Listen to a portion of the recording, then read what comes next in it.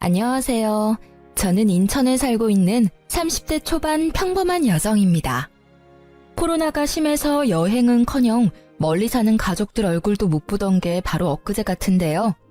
이제는 상황이 많이 나아져서 해외여행도 떠나고 멀리 사는 가족들도 걱정 없이 만날 수 있어서 참 다행입니다. 저는 코로나가 터지기 직전까지 비행기 객실 승무원으로 일했습니다. 스튜어디스 일은 코로나 바이러스 때문에 그만둔 게 아니라 그 즈음에 제 건강이 많이 안 좋아져서 퇴사했었어요. 제가 퇴사하고 나니 급작스레 돌연변이 바이러스가 생겼다길래 저도 깜짝 놀랐습니다.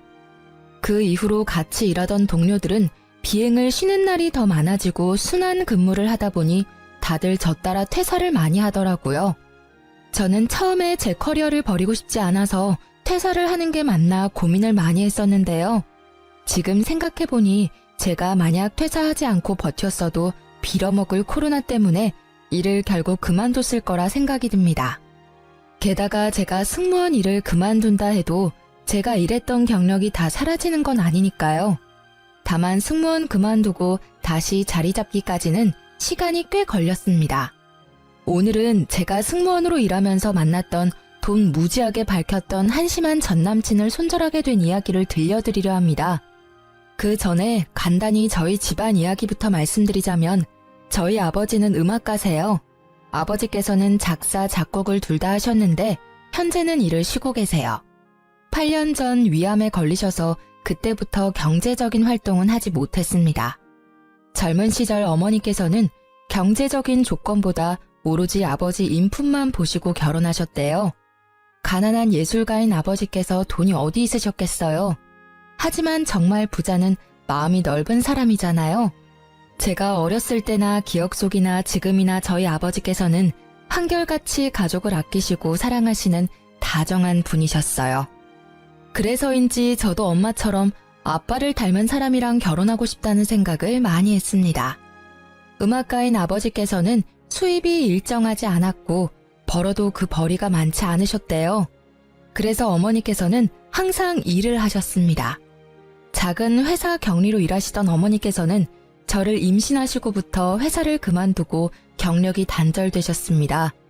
그래서 어머니께서는 육아를 하면서도 바로 할 수 있는 일이 뭘까 고민하시다가 정수기 파는 일을 하면서 저희 가족을 이끌어 나가셨어요. 그러던 중에 저희 아버지께서 갑작스레 쓰러지셨습니다. 아버지께서는 작곡 일을 하시면서도 돈이 안 될 때는 공사장에서도 일용직으로 일을 하셨는데요.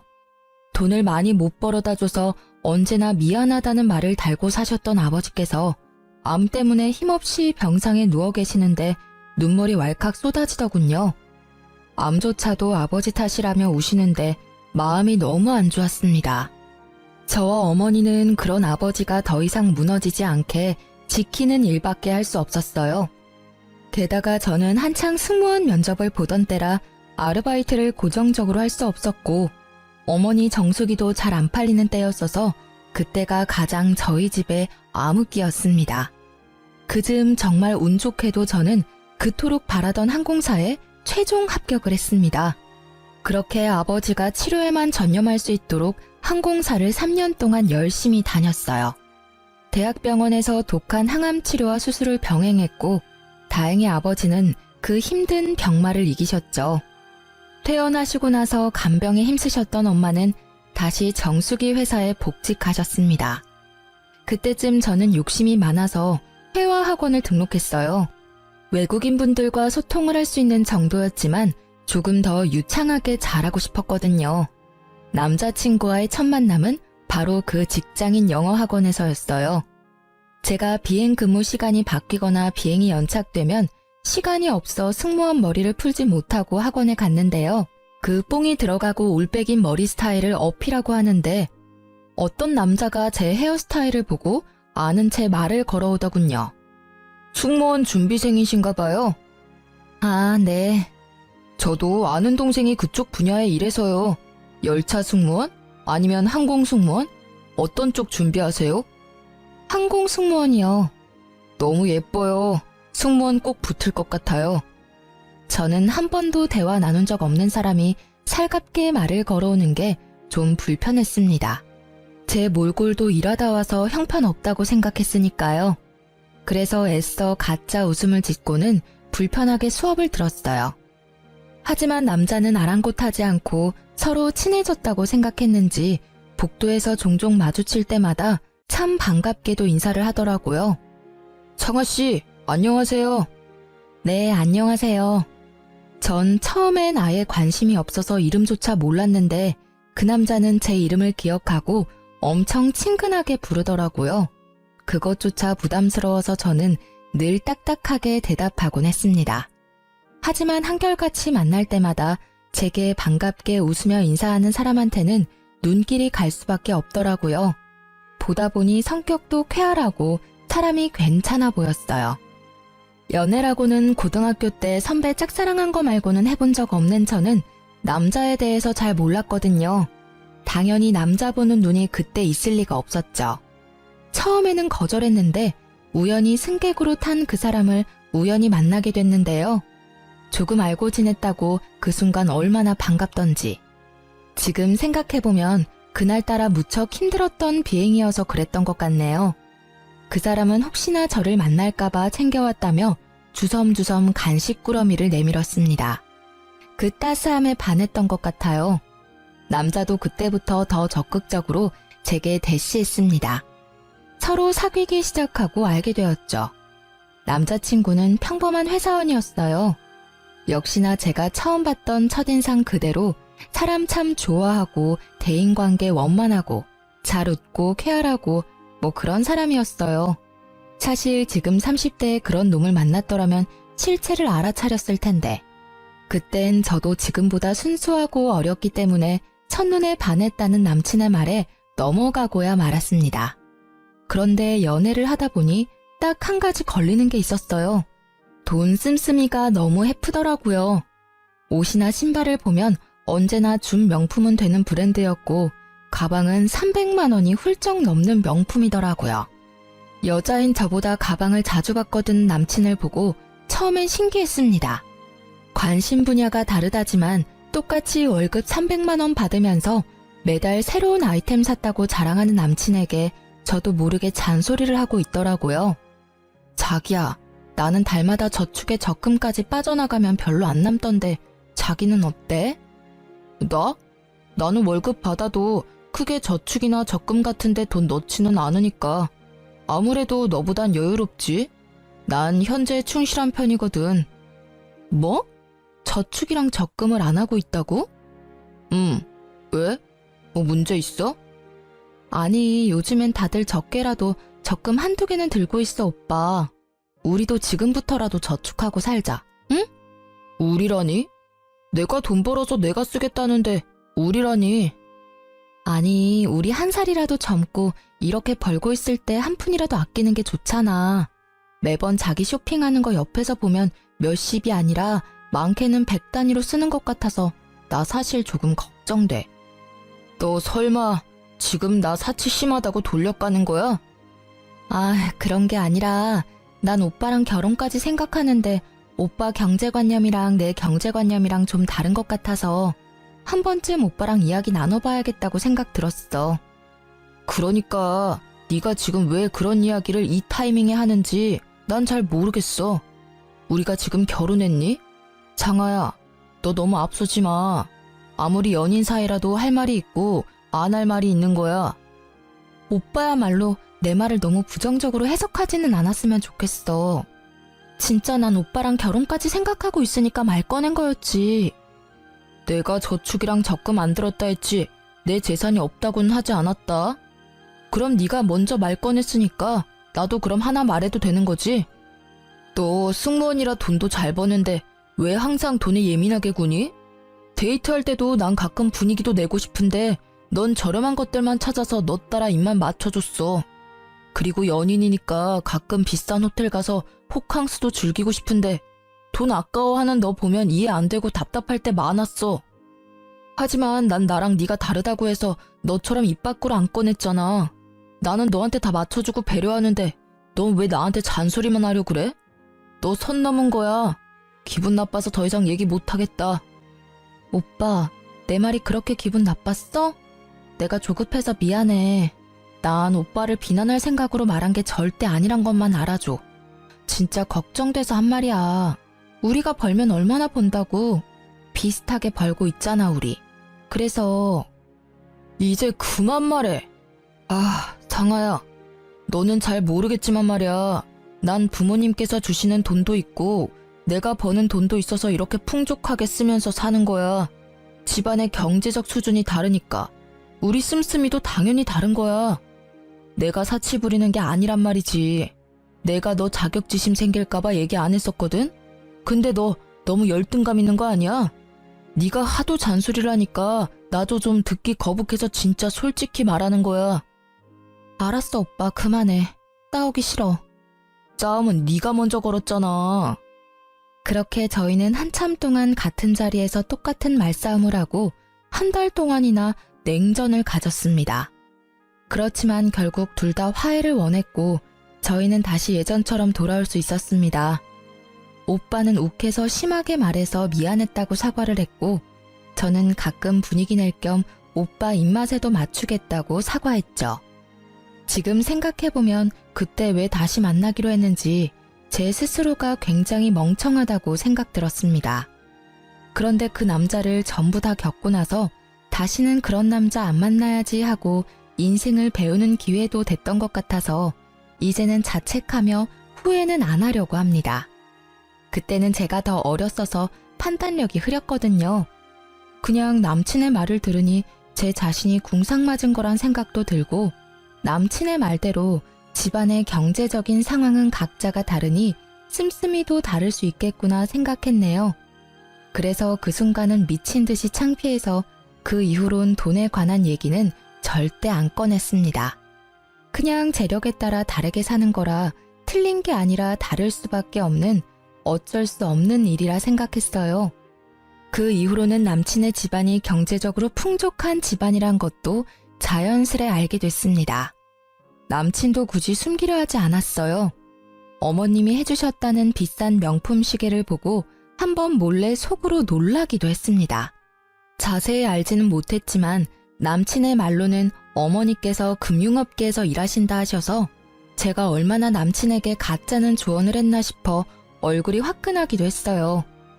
당연히 돈에 대해 잘 아시는 어머님께서 잘 관리하실 거라 생각이 들었으니까요. 그래도 외제차를 타고 다니고 명품을 좋아하는 남친은 남들이 보기에 허세는 있어 보였지만 심성은 착하다고 생각했어요. 집이 여유로워도 딴 길로 안 새고 회사도 착실하게 잘 다니고 있었으니까요. 무엇보다 남자친구가 저희 부모님께 굉장히 살갑게 구는 모습이 예뻐 보였어요. 아들처럼 굴면서 능글맞게 밥 한 끼 얻어먹는 남친의 인간적인 모습이 참 좋았거든요. 어머니, 오랜만에 어머니가 해주신 된장찌개 먹고 싶어요.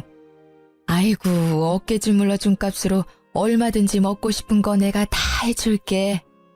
저는 그냥 청양고추 가득 썰어 넣은 된장찌개 말고는 다른 반찬 필요 없어요. 둘이 뭐야? 나 왕따 시켜? 우리 딸 분발해야겠어. 아들이 주물러주는 게 훨씬 시원하더라. 치, 엄마 딸 서운해? 뭐해? 경쟁자. 이제 어머니 밥하실 동안 아버님 다리 주물러 드리러 가자. 에헤이, 난 됐어. 손님으로 왔으면서 무슨 다리를 주물러. 그냥 상아랑 놀다가 들어가. 에이, 예비사위가 해드릴게요. 예비사위는 무슨, 식장 들어가기 전까지 모른다. 아빠께서는 매번 식장 들어가기 전까지는 모른다며 남친의 손길을 거부하셨어요. 가끔 아빠의 냉정한 모습에 서운해하는 남친을 보며 엄마께서는 분위기만 내는 거지 진지하게 받아들이지 마라 하셨죠. 그런데 요즘은 엄마께서 전 남친 얘기만 나오면 잘해준 게 후회되신다며 엄청 억울해하세요. 그럼 아빠는 이렇게 말씀하시곤 합니다. 여보, 그니까 내가 식장 들어가기 전까지는 아무도 모른다고 했지요? 그러니까요, 여보. 앞으로는 내가 꼭 당신 말 새겨드릴게요. 역시 우리 집에서 당신이 제일 현명해. 엄마, 아빠 죄송해요. 하나밖에 없는 딸내미가 남자 번호는 없어서 그런 놈 만나서요. 아니다. 너가 왜 미안해하니? 다 인생 경험이지. 그럼 그런 남자를 만나봐야 이상한 놈 거르고 좋은 놈 만나지. 이렇게 역시 아빠가 제일 현명하시다고 지금까지 저희 가족에게 패자되는 일입니다. 그럼 이렇게 사이좋았던 제 남자친구가 왜 전 남자친구가 됐는지 그 이유가 슬슬 궁금하실 것 같아요. 놀랍게도 헤어지자는 말은 제가 아니라 남자친구 입에서 먼저 나왔습니다. 결국 결판 지은 건 저였지만요. 아무래도 제가 승무원이다 보니 부모님 주변 분들 중 선짜리를 권유하시는 분들이 많았습니다. 선짜리 거절하는 것도 행복한 고민이시라며 엄마께서는 자연스레 남친과 결혼은 언제쯤 할 거냐고 여쭤보셨습니다. 결혼도 어느 정도 모은 돈이 있어야 하는 거잖아요. 저는 돈 때문에 망설이는 것도 없지 않아 있었습니다. 그래도 결혼을 하게 된다면 당연히 남친이랑 하겠지. 제 마음속으로 늘 생각했어요. 부모님은 그런 제 마음을 알아채셨는지 아빠의 저작권료 통장을 제게 내미시더라고요. 딸, 그동안 아무리 힘들어도 아빠랑 내가 이 통장은 안 건드렸다. 나중에 너 결혼하는데 단 몇 푼이라도 보태고 싶어서 말이다. 나중에 통장 정리하고 그 안에 있는 돈은 너 결혼 자금으로 써. 엄마, 아빠. 부모님의 응원에 저는 용기를 내서 남친에게 결혼에 대해 물어봤습니다. 오빠, 우리 결혼 말이야. 당장 구체적으로 계획을 세우는 건 아니더라도 대충이라도 그려놔야 하지 않나? 결혼? 그런데 생각보다 남친의 반응이 뜨뜨미지근하더군요. 그날은 그렇게 결혼에 대해 제대로 이야기도 못 해보고 대화가 흐지부지 흘러갔습니다. 게다가 집에 돌아와 생각해보니 남친과 2년가량 만났는데 저는 남자친구 집에 한 번도 놀러 간 적이 없더라고요. 남자친구 아버님은 돌아가셨고 어머님 한 분 계셨는데 매번 남친의 입으로만 안부를 듣고 한 번도 인사드린 적이 없다는 걸 그제야 깨달았습니다. 먼저 그런 말 꺼낸 적 없던 남친에게 은근히 서운도 했고 오히려 남친은 살갑게 저희 집에 잘 오는데 제가 미처 못 챙긴 건 아닌가 아차 싶기도 하더라고요. 자기야, 주말에 집에 한번 와. 엄마가 보고 싶으시대. 진짜? 우리도 이제 혼기 꽉 찼으니까. 연애만 하다가 헤어지는 커플들 많이 봤으니까 저도 남친과 그런 사이가 될까봐 좀 걱정스러웠는데 저 혼자만 허물켠 게 아니라 생각하니 너무 행복했습니다. 저는 과일 바구니를 들고 남친 집을 찾아갔습니다. 그런데 마중 나온 남친의 얼굴이 어둡더라고요. 오늘 너무 힘준 거 아니야? 어머님께 잘 보이고 싶은 마음에 그런데 이렇게 중요한 날 묘하게 웃지도 않고 기분이 안 좋아 보이는 남친이었어요. 남친의 집에 도착하니 생각했던 것과는 달라 속으로는 당황스럽기는 했습니다. 남친의 본가는 조금 허름하고 많이 낡은 주택이었습니다. 그동안 남친이 본인의 씀씀이를 합리화시켰던 부유함과는 거리가 멀어 보였어요. 저는 그 점이 싫은 게 아니라 남친이 해왔던 말과는 전부 다르니 속으로는 좀 황당했습니다. 제가 뭐라고 말을 꺼내지도 않았는데 남친이 한마디 하더군요. 여기도 곧 재개발 될 거야. 그래서 아직까지 안 팔고 엄마께서 두시는 거야. 아, 그래? 저는 그냥 그렇구나. 내가 또 뭘 몰랐구나 싶었어요. 요즘 부동산 투자한다고 사서는 그곳에 실거주 하시는 분들도 많으니까요. 어쨌든 남친의 말과는 조금 다른 풍경의 집이었지만 저는 아무런 내색하지 않았습니다. 그런데 제가 밝게 웃으며 남친의 엄마에게 인사드리니 돌아오는 건 시큰둥한 반응뿐이었어요. 안녕하세요, 어머님. 얼굴이 반반한 게 다가 아니야. 네? 너 승무원이라고? 거기서 언제까지 일할 수 있는데 가족이면 항공권은 공짜로 받을 수 있나? 난 죽어라 이래서 한평생 내 아들 먹여 살렸다. 너도 설마 결혼한다고 일 그만둘 생각은 아니지? 난 살림도 바깥일도 다 할 수 있는 완벽한 며느리를 원한다.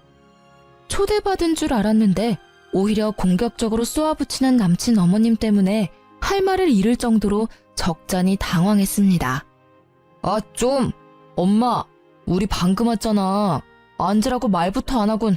상아야, 여기 앉아. 남친도 그 상황이 짜증나는지 잔뜩 예민해 보였어요.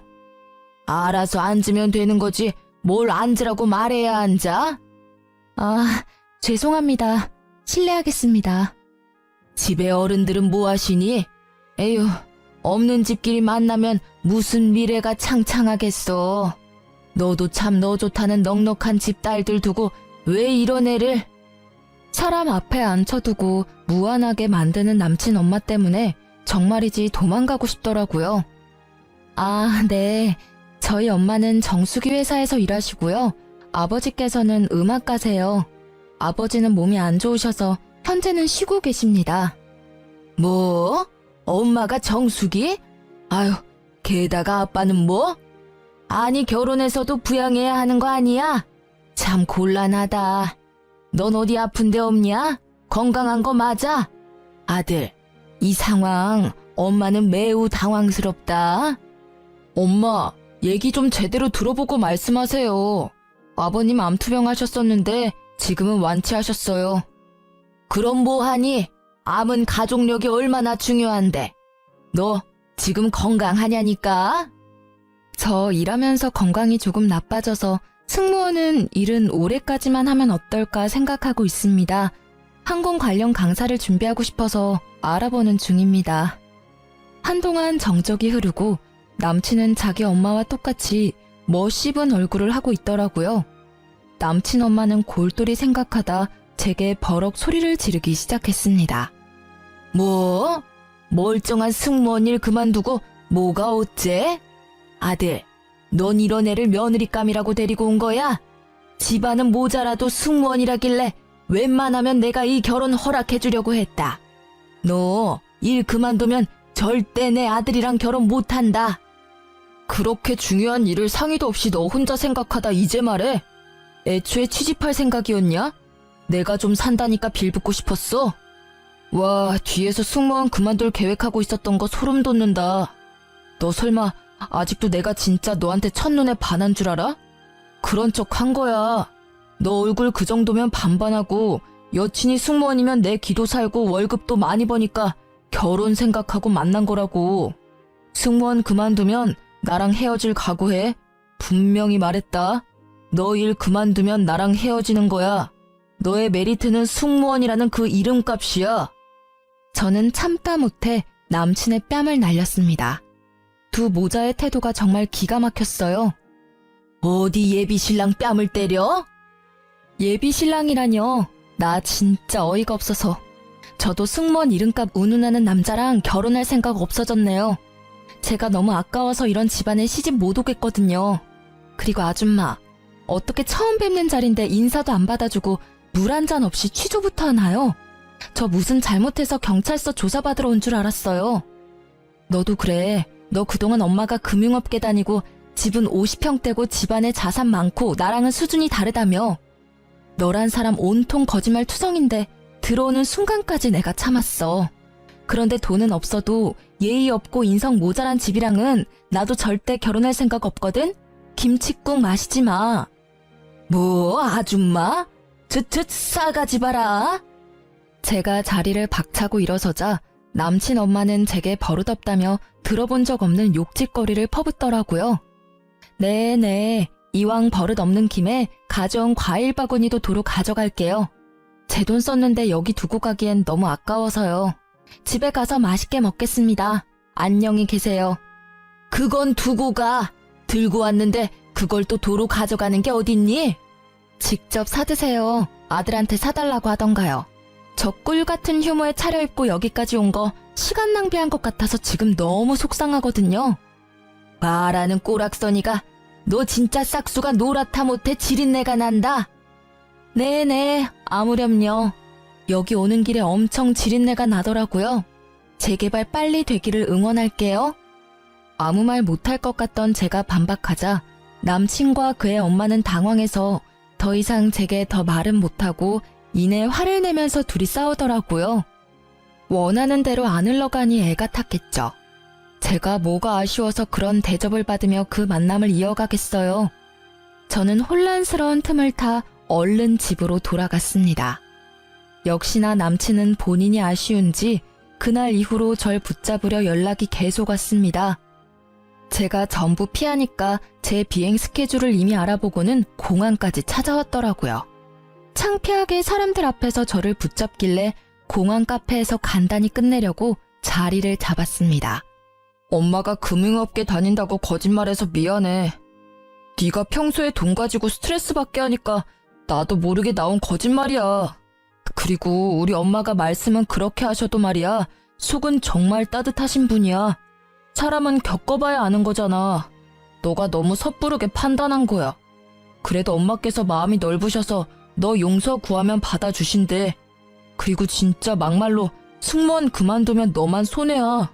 엄마랑 나는 너 인생이 진심으로 걱정된 거지. 그렇다고 어떻게 그렇게 한순간에 남처럼 굴어? 진짜 나랑 헤어지기라도 할 거야? 너 나 껍데기만 보고 만난 거라며. 네가 실토해놓고 나랑 계속 만날 수 있을 거라 생각했니? 그리고 너도 너지만 너희 어머니 진짜 사람 불러놓고 무안 주고 윽박 지르며 막말까지. 됐고 더 이상 말 섞기도 싫어. 나 승무원 그만둘 거고 네가 네 입으로 나 일 그만두면 우리 헤어지는 거라며. 나 이미 회사에 퇴사 통보했고 너랑 깔끔하게 헤어지는 거야. 알겠니? 찾아오지 마. 아, 찾아와도 난 없을 거니까 찾아오던지 말던지 너 알아서 해라. 야, 너 진짜 승무원 그만둬? 이제 뭐 먹고 살려고 그래? 너 집에 돈도 없잖아. 그럼 지금이라도 나 붙잡아야 하잖아. 자존심 부리지 마. 내가 특별히 하자 있는 너네 집안 눈 감아 줄 테니까 너도 자존심 그만 부리고 나한테 와. 그 정도 했으면 됐잖아? 너 미쳤니? 지금 나보고 뭐? 하자? 맞잖아. 너네 아빠 완치하셨다지만 또 언제 어떻게 될지 모르는 거잖아. 막말로 암은 또 재발할 수도 있고. 조소가 섞인 놈의 말에 저는 그 자리에서 뺨을 갈기고 싶었는데 유니폼을 입은 상태라 겨우 참았습니다. 그 대신 교양 있게 말로 그놈을 처참하게 만들어줬어요. 나 공항이라서 이 정도 참았지. 바뀌었어 봐. 너 아작냈어. 야, 남의 인생 혼수두기 전에 네 인생이나 돌아봐. 너 그러다 곧 파산할걸? 저번에 네가 형편에 맞게 씀씀이가 다르다며. 진짜 웃기고 가짠다. 뭐? 재개발? 지나가던 개가 웃겠다. 너 그렇게 안 봤는데 지금 우리 집 평가하는 거야? 좀 낡기는 했어도 그거 우리 엄마 집이야. 재개발 가능성도 있거든? 게다가 우리 엄마 나한테 손 한 번 안 벌리시고 지금까지 열심히 일하시면서 나 용돈 주시는 분이야. 모욕하지 마. 너야말로 지금 보니 나 껍데기 보고 만난 거 아니야? 내가? 널 뭘 보고? 아, 내가 말 안 했었나? 우리 집 곧 이사해. 뭐? 무슨 돈이 있어서? 네가 알 바야? 거짓말하지 마. 돈 나올 구석 없는 집안인 거 내가 뻔히 아는데. 맘대로 생각해. 그대로 무시하고 가려하자 전남친은 궁금한지 끝까지 물고 늘어지더라고요. 간신히 공항 보안팀의 도움을 받아 그 끈질긴 놈을 퇴치할 수 있었습니다. 이게 다 어떻게 된 일이냐고요? 아빠가 주셨던 저작권료 통장을 정리했더니 아빠의 말씀과는 다르게 상상도 못할 엄청난 액수가 들어있었습니다. 아빠는 제가 정리해온 통장 내역을 보시곤 엄마와 한참 우셨었죠. 그동안 정신없이 사느라 몰랐는데 어떤 프로그램을 통해서 옛날 아버지가 작곡한 노래가 많이 이슈가 됐더라고요. 그 계기로 계속 저작권료가 들어오는 듯 했습니다. 살다 보니 이런 날도 있구나 싶었어요. 그 뒤로도 그놈은 술 취해서 제발 다시 생각하라며 돈은 어디서 난 거냐 집착을 해대서 저는 번호도 바꿨습니다. 무시하고 차단해도 어떻게 이 번호 저 번호로 다양하게 연락을 해왔거든요. 저희 부모님께서도 모든 사실을 아시고 경악하셨어요. 제가 조금 순화해서 전달해 드렸는데도 엄마께서는 뭐 그런 놈과 그런 막대 먹은 집안이 있냐며 굉장히 화를 내셨습니다. 아빠께서는 여전히 식장 들어가기 전까지는 아무도 모른다 했지 라는 말씀만 하셨어요. 그렇게 시간이 또 흐르고 저희 가족은 새 아파트로 이사를 앞두고 있을 때였어요. 부모님께서는 아파트를 제 명의로 계약하라고 하셨습니다. 어차피 제게 물려줄 거 일찍 물려주시겠다고요. 제가 나중에 결혼하면 두 분은 물 좋고 공기 좋은 고향 땅에서 살고 싶다 하셨죠. 그런데 결혼은 고사하고 그 미친놈 때문에 연애든 결혼이든 다 질려버렸거든요. 평생 이렇게 부모님과 살면 좋겠다 생각하고 집을 고른 건 부모님께 지금도 비밀입니다. 아파트 잔금 다 치를 겸 부동산 이모랑 마지막으로 한 번 더 집을 보러 갔을 때 일인데요. 아파트 부동산 앞에서 어떤 젊은 남자가 엄청 요란하게 통화하고 있었어요. 월세 보증금에서 까라고요. 몰라요. 배째요. 나가라고요? 누구 맘대로? 참나, 고작 3개월밖에 안 밀렸는데 정없게 이러시면 안 되죠. 다른 곳에서 많이 자취해봤지만 1년 가까이 못 내도 이해해주고 보증금에서 까시는 분들 많이 있었어요.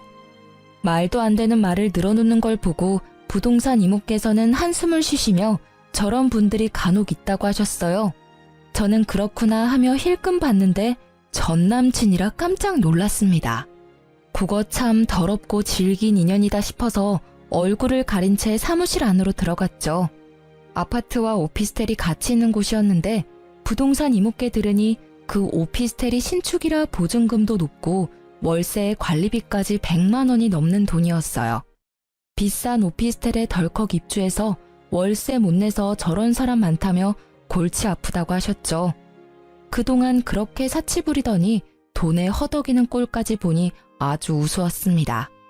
그런데 통화가 다 끝나고 부동산 안으로 전 남친이 들어오는 바람에 저를 발견하고 말았습니다. 조금 있으면 담당자 올 거니까 조금만 기다리세요. 저는 나가봐야 해서요. 예. 볼일 보고 오세요. 아니, 그런데 저는 사모님인 줄 알았는데 아직 미혼이라셔서 깜짝 놀랐어요. 혼자 힘으로 아파트 대출 안 끼고 사는 젊은 분들이 많지는 않으니까요. 어떤 일 하시는지 실례지만 살짝 여쭤봐도 될까요? 저요? 승무원으로 일하다가 지금은 퇴사하고 프리랜서 강사로 예비 승무원 교육하고 있어요. 어머, 어쩐지 얼굴도 너무 예쁘시더라. 근데 승무원이 연봉 높은 건 알았는데 그렇게 많이 줘요? 아니, 저희 딸도 고등학생인데 승무원 지망생이거든요. 다음에 좀 상담받으러 가도 될까요? 물론이죠. 제 명함 드릴게요. 승무원으로 일할 때 연봉은 높긴 했는데요. 여기 아파트 계약한 건 제 돈 아니에요. 저는 저축한 돈 따로 있고 아파트는 부모님께서 주신 돈으로 사는 거예요. 아파트 한 채 정도는 외동딸인 저한테 주고 싶다 하셔서요. 아버지께서 음악가이신데 저작권료가 좀 쏠쏠해요. 어머, 진짜 복 받으셨네. 나 일단 다른 분 잠깐만 안내하고 돌아올 테니까 여기서 편하게 쉬고 있어요. 한 5분이면 될 것 같네요. 저는 일부러 전 남친 들으란 듯이 얄밉게 털어놓았습니다. 그동안 궁금했던 진실을 알게 된 전 남친의 얼굴은 볼만했어요. 당장 제게 말 걸고 싶어하는 눈치더라고요. 그렇게 부동산을 나서는데 따라 나온 전 남친이 이게 다 어떻게 된 일이냐고 붙잡고 묻더라고요. 아버님 저작권료가 그렇게 많았어? 왜 나 만날 때는 티를 안 냈어? 아버님 대단하시다. 제가 대꾸하지 않자 전 남친은 갑자기 제 바지가랑이를 붙잡더라고요. 상아야, 우리 다시 잘해보자. 너 강사 일해도 내가 너 먹여 살릴게. 미쳤다고 내가 너 같은 애랑 만나? 내가? 왜? 지 월세 하나 제대로 못 내놓은 놈이 어디서 허세야. 꺼져. 다시 한번 충고하는데 너 인생이나 똑바로 살아. 상아야, 제발. 너 많이 화난 거 알아. 근데 장인어른 말고도 집안에 남자가 한 명쯤은 있어야지. 장인어른? 너 미쳤어? 드디어 정신이 가출한 거야? 우리 아빠 편찮으시다고 비웃을 때는 언제고 돈 많으시다니까 군침 흐르니? 이거 안 놔? 너 같은 버러지 놈을 우리 집에서 왜 받아주겠니? 그땐 내가 너무 철이 없었어. 그때라 해봤자 몇 개월 전인데 지금은 좀 낫고? 어머, 두 분 아는 사이세요? 그때 부동산 이모께서 다시 다가오셨고 저는 순진한 얼굴로 말했습니다. 모르겠어요. 저 아세요? 왜 이러세요? 어머 총각, 왜 모르는 아가씨 바지가랑이를 잡아요? 그러다 잡혀가요. 놈은 등짝을 몇 대 맞고서는 허탈한 얼굴로 사라지더군요. 너무 통쾌했습니다. 그런데 가족들과 아파트로 이사하고 전 남친을 다시 여기서 마주치게 될까봐 너무 찝찝했어요. 부동산 이모에게 은근슬쩍 물어보니 그 인간 결국 집주인에게 쫓겨났으니 걱정하지 말라더라고요. 이모 말로는 젊은 사람이 빚은 또 얼마나 많은지 우편함에도 빚 독촉 우편이 한가득이었다며 다시 돌아올 일은 없을 거라고 하셨네요. 진짜 한심한 인생이라고 생각했어요. 그놈 제가 예전에 씀씀이 충고한 거 들었으면 그 꼴은 안 나지 않았을까요? 자업자득이라 생각했습니다. 저는 전 남친도 쫓겨났다 하고 걱정거리가 싹 사라졌습니다. 그런데 또 곧바로 정말 기가 막힌 일이 생기더라고요. 엄마가 오랫동안 다니셨던 정수기 회사를 그만두신 지도 2년이 넘었었죠. 엄마 정수기 다닐 때 알던 동생이야. 아들이 너무 사고만 치고 다녀서 그거 매번 갚고 다니느라 정작 수중에 모은 돈도 없대. 내가 짠해서 해줄 건 없고 정수기라도 비싼 거 해주려고. 정수기 말고도 비데랑 이것저것 다 해줘야지. 엄마, 또 너무 다 해주면 그 이모께서 좀 부담스러우시지는 않을까요? 나 잘된 거 다 뻔히 알고들 있는데 오히려 안 해주면 엄마가 욕먹을지도 몰라. 저는 쉬는 날이라 소파에 누워있다 잠들었고 곧 시끌벅적한 소리 때문에 깼거든요.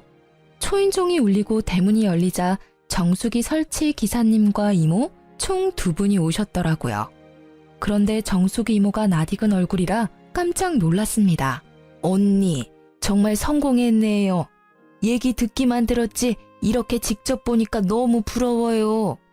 입구부터 부잣집 아파트인 거 티가 딱 나더라고. 성공해서도 이렇게 저 잊지 않고 챙겨줘서 고마워요. 이거 별거는 아니지만 귤 한 봉지 사왔어요. 이런 걸 뭐하러 사와? 아유, 잘 먹을게. 들어오세요들. 딸, 엄마 손님들 오셨어. 그만 자고 일어나. 그 말로만 듣던 공주 직접 보는 거야? 우리 공주 쉬는 날이라 자다 깨서 몰골이 좀 그렇네. 안녕하셨어요? 저는 전남친 엄마를 먼저 알아보고 아주 썩은 미소를 지었습니다. 화들짝 놀라서 귤봉지를 떨어뜨리는 전남친 엄마를 보고 엄마는 왜 그러냐고 당황하셨습니다. 엄마, 그때 나 물 한 잔도 안 주고 하대하던 전남친 엄마 기억나지? 그 몹쓸 놈이랑 그 몹쓸 놈 엄마라는 사람? 이분이야, 엄마. 뭐? 언니, 그게 아니라요. 얘, 너 정말 미옥 언니 딸이니? 아니, 정수가 지금 내 딸 하는 말이 사실이냐? 언니, 그게, 아유, 미안해요. 나도 내 코가 석자라 뭐 할 말이 없네요. 참나, 그놈 엄마가 정수기 넣으라는 말이지?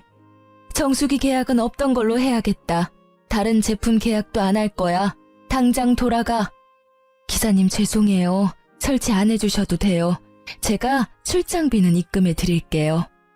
기사님께서 먼저 나가시자 무릎 꿇고 비는 전남친 엄마였어요. 언니, 내가 미안해요. 그런데 내가 요즘 좀 힘들어서 그런데 이번 계약만 좀 어떻게 안 될까요? 당장 내 집에서 나가라. 내 딸이랑 더 이상 한 공간에 있는 꼴 못 봐.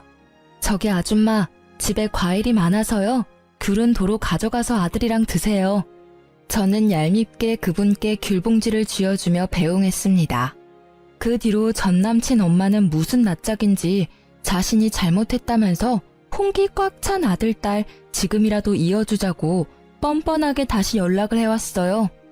엄마는 어디 귀한 내 딸 넘보냐고 자식 교육 똑바로 시키고 심성 곱게 써야 일도 잘 풀리는 거라며 쓴소리 하셨다 합니다. 그래도 포기하지 않던 아줌마를 향해 엄마는 마지막으로 경고장을 날렸죠. 너 자꾸 그러면 내가 다 소문낼 줄 알아? 불편하게 자꾸 연락하지 마. 내가 너 때문에 오래 쓴 전화번호까지 바꿔야겠어? 엄마가 진짜 지인들한테 소문이라도 낼까봐 더 이상 연락이 오진 않는다더라고요. 엄마가 한동안 세상 참 좁다며 신기해 하셨어요. 좋은 마음으로 친한 후배 도와주려 했더니 그런 인성을 가졌는지 꿈에도 몰랐었다며 세상 참 오래 살고 볼 일이라고 말이죠. 전 남친 엄마를 보면서 이 세상 생각보다 좁으니 당장 인연이 아니더라도 내일 다시 어떻게 그 인연을 마주칠지 모르니 평소에 심성을 곱게 써야 한다는 생각이 들었어요. 지금 현재 저는 예비 승무원들 교육하며 잘 살고 있습니다. 부모님도 아픈 곳 없이 무탈하시고요. 말씀드리다 보니 이야기가 너무 길어졌네요. 긴 사연 여기서 마무리하겠습니다. 함께 끝까지 들어주셔서 너무 감사합니다.